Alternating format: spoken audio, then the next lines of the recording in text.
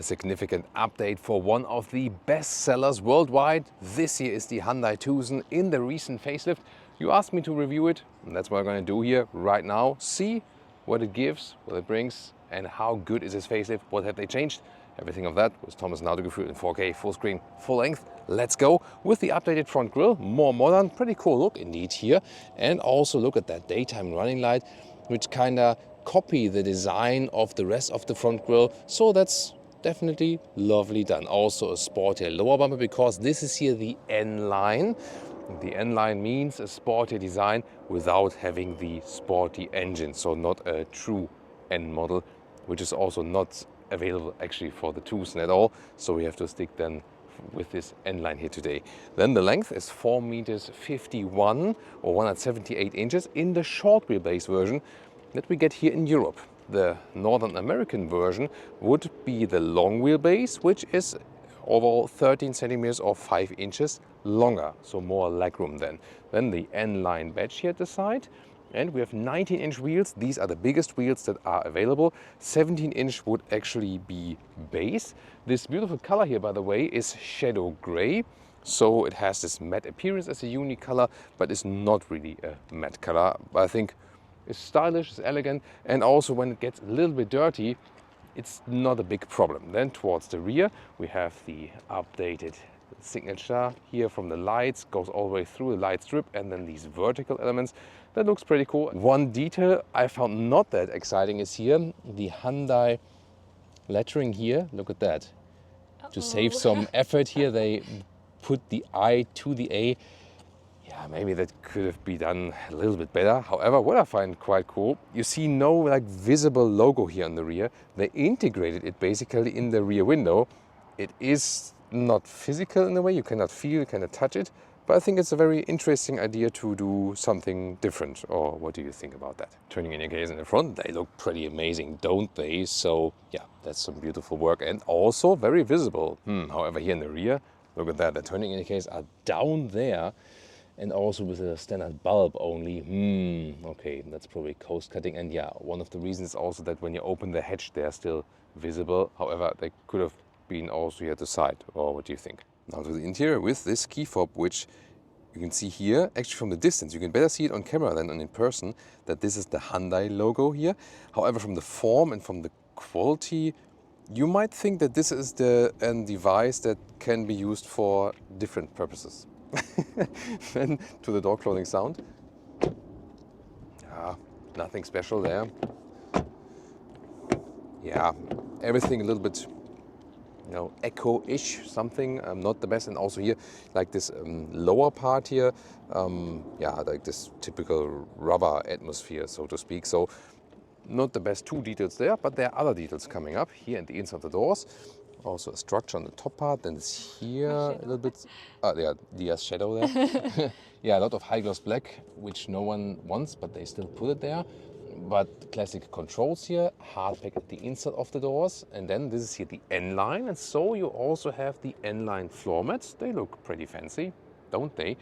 And steering wheel with the N-line badge as well. Red control systems on the inside and rear controls here. Nice galvanized metal-ish look here and feel, real buttons, easy to control, and you can already see this dual screen setup, new with the facelift. Soon more details to that. That makes it more modern in the atmosphere. These are also the N-line seats with a lot of microfiber. They are not animal-free. Completely animal-free seat would be the base fabric seats or the leatherette version in the Northern American market, which we do not get in Europe. Some minor problems with the seats, by the way. First of all, well, this logo here on the top looks of course cool. However, if you're tall enough and you lean backwards, you feel this hard piece here of the seat. So it's always like these decisions. Yeah, the designer thought something out, but then did no one did a test seat and actually feel it? And then also, second problem is when you're really tall like me. I mean, not everyone is 189 or 6'2", but when you're tall, then you see you're actually too tall for the seats. So here I'm reaching over the seats here already with my shoulder, and I also feel that while driving. And I also, you know, feel this hard piece there in the back. And then the third problem is, although visually I really love the seats here, this one here, I have like the, you know, this additional stitching here, and there's like an edge, and you can feel that. And you also feel that with your butt, actually. Did I just say that? Yeah, when you sit there, you just feel it. And I think that's once again a thing of the seat needs to be form follows function, you know, and not function follows form. You know what I mean? Yeah, that's about it. But there are also other seats available, and they're still comfortable. It's still okay. Just, you know, talking about the little details, what we do here on this channel. And then the steering wheel, up and down, in and out like this. And you see that the switch gear is actually attached to it. There we go. And then like for D, reverse and P. So that's an easy solution on the one hand. This also comes with a butt for a BUT, not a BUWT, for tall drivers. So when you have long legs, and I usually have the steering wheel also in a rather lower position than you see here, and you're driving and you either hit your knee at the AC unit, so that's the one thing, or you hit it here then left side. So you have to actually hold it exactly in between that you don't hit anything there. So not an ideal design as for this aspect. The new cockpit looks very cool, however. Here there's a nice N-line cover then here for the dashboard. This also where ambient lighting comes, this you know, this open cubby hole. And then here you have the glove box, which could be a little bit more dampened. And huge middle console, adaptive cup holders here in the top part. This is an inductive charging pad, no cooling here, however, so the phone might overheat. The driving modes, we test them while driving, you change it right here. This one here, this vehicle is also equipped with the optional adaptive suspension, the ECS, and this does change when you go to the sport mode, and we're going to test that here for you today. Then here by the way, for your elbow, it's too hard, so this needs to be softer when you want to rest your elbow here. So I often, you know, like on long autobahn drives like this, right elbow here, left elbow there, and then this is actually too hard for them from the surface. Underneath, a lot of space, so you have put all the clutter right there. Also a lot of space here in the lower part of the middle console. That's pretty lovely.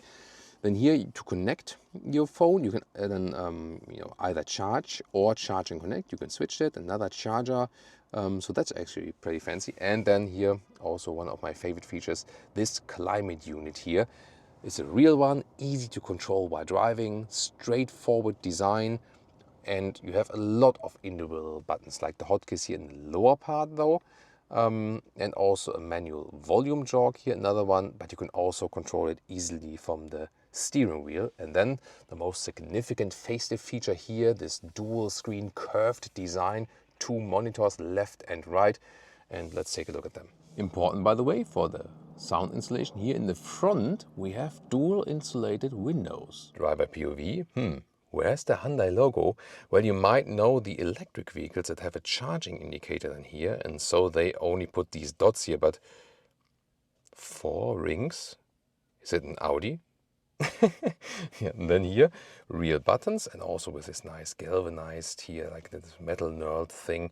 So this is very good to control, easy to control, nice, feels good also here for the volume, for example. And you can set this hotkey here, for example, to a shortcut to the speed limit, which then can be set to speed limit information. Then you don't have this beeping chime, for example. And this hotkey, for example, here, the second one, I have set to the smartphone mirroring function when I soon connect it. Then first of all, the instruments here, left side, they also see like hybrid specific gauges and so on. And there's also a head-up display available. And the main infotainment unit like this, you have these individual tiles here, for example, and it's actually, let's say, quick enough. Most of the time, probably use the CarPlay Android Auto, and you see here also is a wide integration. And you know, Leah is always checking here the sun visors for us. And here is interesting, you cannot extend it, the whole thing, but you can extend a small part of it, and then it blocks out the whole area. So yeah, why not doing it that way? Rear seats here, somewhat structured here on the top part. Then you also have these manual shades. They don't have the most correct. Yeah. Okay. Yeah, not sure why they make it that way around. More like most of the other shades around have these like these anchors here, like other way around. That's easier than this solution right here. Then a lot of undesired high gloss black material here, but you get also seat heating if you go for a higher trim, and Nothing covered on the inside of the doors.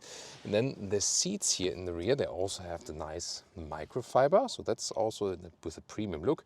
Isofix here for the outside. And to change the angle, you use this lever here in the lower part. And that's pretty helpful indeed, because when you sit like this, you can move them further behind. It would be more like a sleeping, relaxing position. Also here when you put up the head restraint, or you sit more upright like this. And that way you could also fold the seats from here, but it's also available from, from the trunk. And interesting is also that here there's a lever on the back. And then you can also, here this is the one, then you can also here access a ski hatch. Other than that, here some cup holders, they are not adaptive though, but how everything folds and huh? That's a surprise. Okay. Is there any more money coming? So, so you know that from Vegas, right? You know, then the money comes, if you're lucky.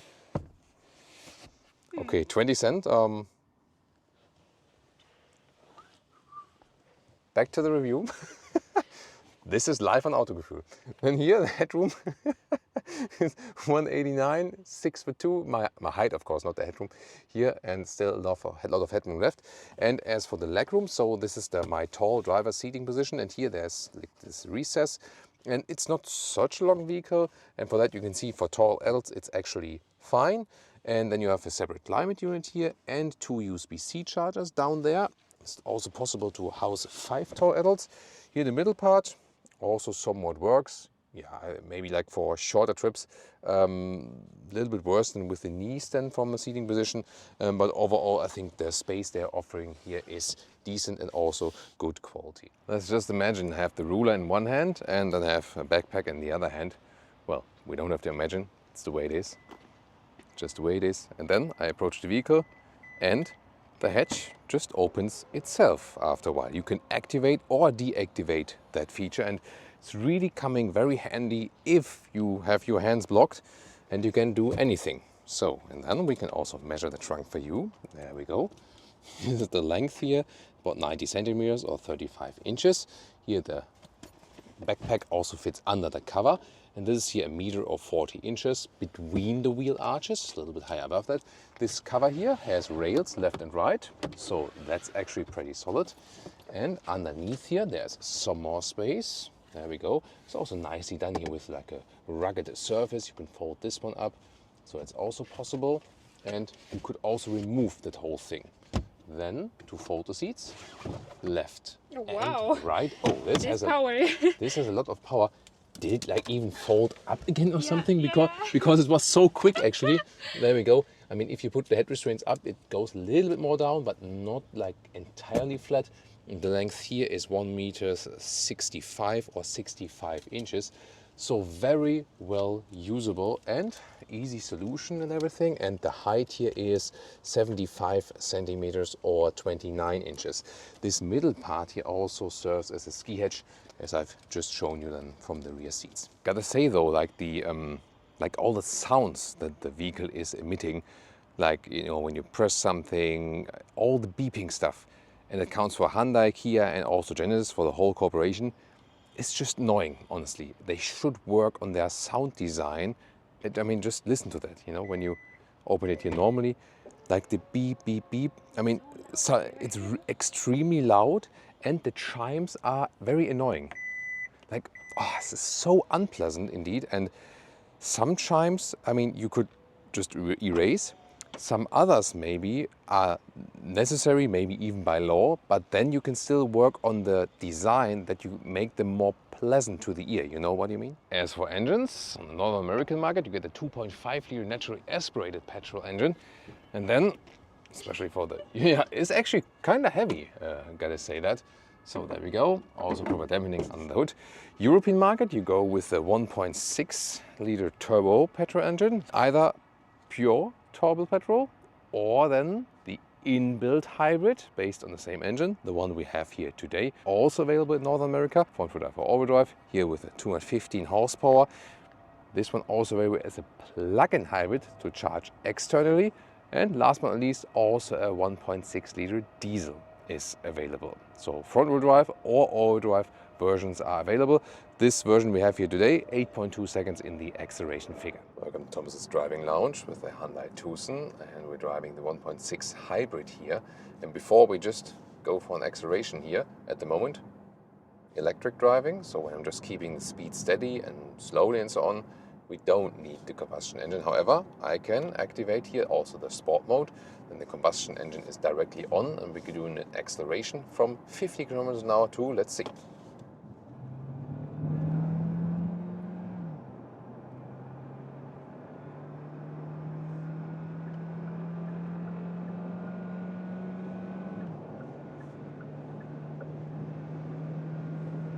And 40. 150 and 160. That's enough for now. So decent acceleration figure from 0 to 100 is around 8 seconds here for the front-wheel drive version. For the hybrid, the all-wheel drive is a little bit slower. Yeah, it's a little bit more than 8 seconds actually, the front-wheel drive, and then a couple of tenths more for the all-wheel drive. Here the front-wheel drive version, which is enough. I think the acceleration is actually fine. It's enough. It's nothing explosive, but it is reasonable. Let's take it that way. Here at 140 kilometers an hour, wind noise is picking up a little bit. If you, for example, compare it to the VW Tiguan, there in that respect, I would say the Tiguan is more silent. However, if we consider the comparison to the Toyota RAV4, this one here is more silent. So with the Toyotas, they are awesome in reliability and always top of the rankings there. But the noise installation at higher speeds is never that good. It's because they don't pay so much attention to the German market where we have higher speeds. And for most other markets, it maybe doesn't play that role. And Hyundai, the corporation, they actually even like a decade ago or something, even before that, they hired a lot of German engineers and they told them, let's make our cars more German. And that's the reason why they moved too close to them, actually, also in these respects. Actually, here at 100 kilometers an hour or 60 miles an hour, the noise insulation is also perfect, so not that loud. And that's like a usual motorway speed, or here towards 120 kilometers an hour, 70 miles an hour. We also have this one here equipped with the adaptive suspension, ECS they call it. I've activated also in the sport mode that we have the stiffer mode, and that is notably to feel not that much on the motorway in a negative sense, but here in a positive sense I have just more controlled feeling. Someone was asking if it's allowed to overtake on the right, and in general that's not allowed in Germany, so in general forbidden to overtake on the right. You can only overtake on the right actually if the vehicles on the left side are if the vehicles on the left side drive 60 kilometers, no, it's all on camera by the way, greetings to the police. So if on the left side the vehicles are driving 60 kilometers an hour or less, and then you are allowed to overtake on the right with a maximum surplus speed of 20 kilometers an hour. Like left side drives 60, then you are allowed to overtake on the right side with 80. Or, second case, if the motorways are being split and the one is then heading to the one direction and the other one to the other direction, but you're still driving parallel for a couple of seconds or something, then you can also already accelerate a little bit faster on the right. Yeah, that's it's the law in Germany. But here's actually a nice motorway vehicle indeed, and usually I would go for the normal mode then, normal driving mode. Suspension is more forgiving then, definitely softer. It makes even more difference in the city.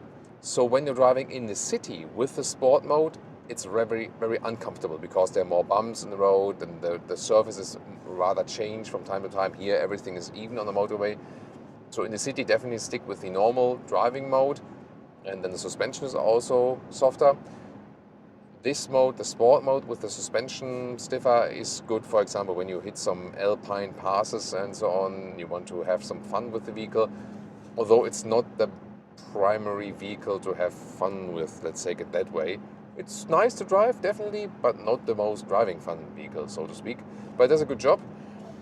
So it does not give you the biggest SUV feeling. The Tiguan, for example, or the RAV4, or even also a Nissan Qashqai gives you more SUV driving feeling. This one here rather conveys a crossover driving feeling, which is, again, nothing where you can say this is good or bad. It is more matter of perspective and what you really want from that vehicle, you know. So that just depends what you find better or worse. And we can talk about the assistance systems. Let's check it out here. Left thumb activation. We can also activate or deactivate if you want to have the active lane keeping assist, so it's easy to activate or deactivate. And also in comparison to some of the competitors, I mean, it's a decent job here, keeping us in the lane. Sometimes there are a few too much corrections, I feel, but overall, let's say it's okay. Lane change here with the normal mode is fine.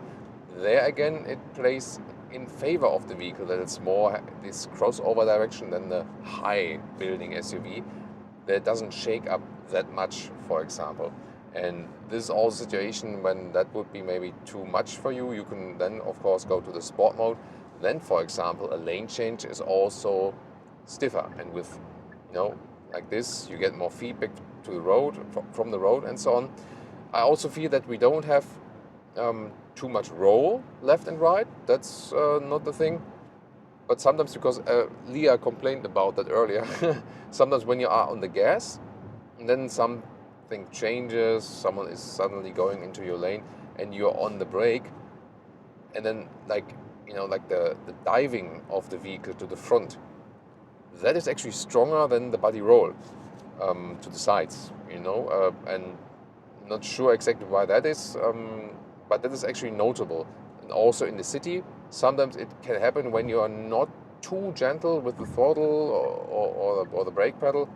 Again, nice lane change, going back to the normal mode, that you going a little bit like wow. And it also has to do with the throttle and the brake input. So here when I'm on the motorway, you don't really feel that much, but here with, at least with this hybrid automatic here, when you are in the basement garage, for example, or in the city, drive a little bit slower and then go like back and forth, brakes, throttle and so on, you have to be really gentle with it. So gotta get used to it, because the input is kind of, you know, spontaneous, instant, and sometimes that can put more stress on your passengers. Or for example, when you lift the brake and then you slide on the throttle and it makes like a hump forward, and you have to pay attention to that then in the basement garage, that you don't hit the wall or something like that, you know. But that's again only thing you feel when driving in the city, not necessarily on the motorway. In the motorway it's actually good, 130 kilometers an hour now, so 80 miles an hour. Still okay from the wind noise, not the best in class, but definitely not the worst in class. So everything this vehicle does, it sets a good standard, you know. So you buy it, you get from what you expect, and it just delivers, you know. So I think they've made like this very good price performance offering. We talked about it, exterior interior already, and they hold true for that also on the driving part. Maybe you've already seen here on camera these blinds, additional blind spot monitors. There's also something in the side mirror, but I also have these cameras here that always, when I hit the turning indicator to the left or to the right, then there's each additional camera here from the side mirror showing me if there's another vehicle behind me or something. And yeah, here also when I'm doing some more lane changes, it's actually more fun. But yeah, maybe you've seen it now. So on the brakes, and it dives quite a bit in the front, notably. Then again, the suspension is set on the comfortable note in general. Unless you go with the sport mode, then you could also maybe get rid of that effect, at least when you keep it in that mode. Here at about 150 kilometers an hour, then it gets for me a little bit too noisy. But yeah, probably that's again this German thing. Oh, there's another Tucson. It's on the pre-facelift, I guess, because this one here is still pretty fresh actually. Oh, there's a motorcycle racer here in front of us, ducking down to reduce the wind resistance. So there we go. One more lane change here. And as for the hybrid system, here for example now, the combustion engine is off. So when I'm not constantly and hard on the throttle, here we have these rolling movements, then we also gain back energy to the battery. Sometimes when I'm slightly holding the speed, then the electric drive is assisting a little bit. Here at the moment now, recuperation once again, and then I'm slightly on the throttle. Now again the electric motor is helping. Combustion engine, now it is again active because I'm a little bit more on the throttle because I want to get past these vehicles here, and here at this moment it's still, you know, not a speed limit. So it's constantly changing, but the hybrid system is doing quite well. So nice transitions also between the different parts of the hybrid system. The only thing I sometimes realize is that the automatic transmission we have in here, yeah, not necessarily like when starting or when being in very high gears, but like in this mid-gear area there, like second, third, fourth gear, something like that. Sometimes we have like a notable jump in the gears, which is kind of unusual for this kind of automatic transmission we have here. It's nothing super bad, it's just that I noticed that and wanted to mention it. As for long-term driving, the seats are doing fairly well. It's just here for the elbow on the left side is nice. On the right side here, I do feel that when you're driving a little bit longer time, you want to rest your elbow then here to the inner side. It's a little bit too stiff, this covering here on the middle console. So this then can hurt a little bit at your bone. So yeah, usually I then lift my arm like this. And what I also noticed while driving here is if you're a tall person in the front, your knee is either hitting the middle console here at the climate unit, or when you put it a little bit more up, then your knee is hitting the stalk column for the shifting, you know, and yeah, so they probably thought about people having not too long legs. So if you have shorter legs than me, maybe it's not a problem at all for you. If you have the same size, you feel that it's not exactly most suitable for tall drivers. Here, once again, when I'm getting off the motorway, then the combustion engine shuts off. Hybrid driving, it's also silent. It also fits to the vehicle, especially when you have like some maneuvering inside the city, or for example in basement garage. It's also nice to have this additional element of calmness, serenity, and so on. So I think it fits the vehicle very well, and the hybrid system works. And the plug-in hybrids not necessarily make more sense because they're more expensive, unless you have a big subsidizing scheme running in the government of your country. And they add more weight to the vehicle, of course, and you're running both systems, so to speak. And the inbuilt hybrid here plays a favor for everyone who has not a proper charging infrastructure yet. So that can be a cool thing. And here, for example, just for a few seconds, combustion engine hops on. And yeah, if you now think about reliability, I mean, these systems here have been proven. What is clear is that when the engine is still cold and then you suddenly hammer it, that's, I think that guy is stopping there in the front right here. So we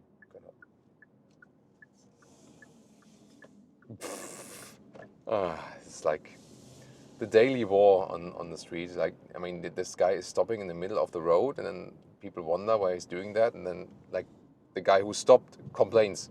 Yeah, that's always the thing here on the roads, right?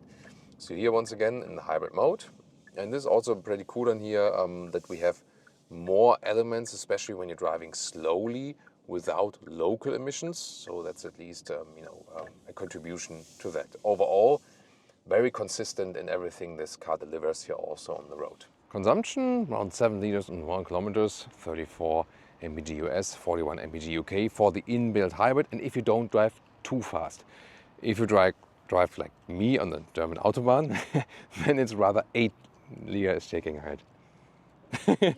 It's more like 8 liters on 1 kilometer. Every time he drives alone. Yeah, okay. With Leah, I drive a little bit slow. So that would be like really high-speed German Autobahn. That would be more like 8 liters on 1 kilometers. So then more like in the 30 mpg US, 35 mpg UK region. And then of course the in-mid hybrid doesn't really make much sense. It more makes sense if you have a lot of city driving and so on. Then you can use also this hybrid driving. On the motorway, it's rather a negative, I would say. Don't using it that much, just carrying more weight. but it makes more sense. You have better consumption figures than when you also have this, this hybrid effect done in city and slow driving. Then pricing in the US, the Tucson starts at $28,000. That's a great pricing. And even a high trim hybrid, for example, at 37,000 euros or something like that. So that's also what's making it so attractive. It looks good, it drives nice, the build quality interior is good, and also the pricing is attractive. So one of the hot picks definitely in the compact SUV segment. The European prices, Germany, once again, as we know, are more expensive. Yes, the VAT has to be added to that one, but the VAT is not that high in the US actually. But here, actually, a fully spec'd one, as it stands here right now, 52,000 euros. That's still less expensive than, for example, a fully spec'd VW Tiguan, for example. And an entry would be already like about 35,000 euros, something like that. So just from the list price, I think together with the Nissan Qashqai, one of the best offerings as for price-performance ratio. And it just ticks a lot or checks a lot of boxes. That's what this car is all about. And now you should check out the competitors.